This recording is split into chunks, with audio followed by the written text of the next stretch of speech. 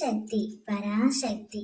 என் அன்பு தங்கமே, நான் உன்னிடம் மிக முக்கியமான விஷயத்தை கூறவே இப்பொழுது வந்துள்ளேன்.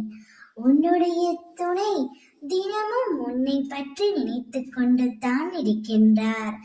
அவர் நினைத்து கொண்டு மட்டும் இருப்பது இல்லாமல் உன்னை பற்றி ஒருவரிடம் கேட்டு தெரிந்து கொண்டே இருக்கின்றார். நீ எப்படி இருக்கின்றாய், நீ நன்றாக சாப்பிடுகிறாயா என்று அவரது மனக்கவலை இன்னும் அதிகமாகிக் கொண்டே தான் இருக்கின்றது. அவர் உன்னை பற்றி விசாரிக்காமல் ஒரு நாள் கூட இருப்பதில்லை. பிரிந்து இருந்தாலும் உன்னையே தான் நினைத்து கொண்டு இருக்கின்றார்.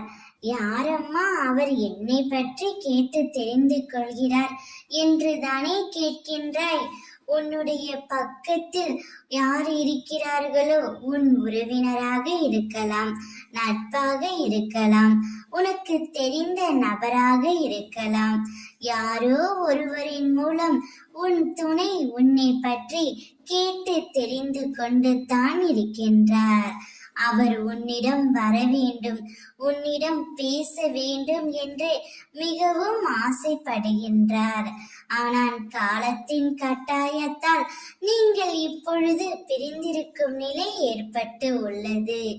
இவ்வளவு அன்பு ஒருவருக்கு மேல் ஒருவர் வைத்திருக்கும் பொழுது உங்கள் இருவரையும் பிரித்திருக்க அம்மா நான் விடமாட்டேன் தங்கமே. அவர் கூடிய விரைவில் தான் செய்த தவறையும் அவர் வீட்டில் ஆலோசனை கேட்டும் உன்னை தேடி வருவார். சந்தோஷமாக இரு.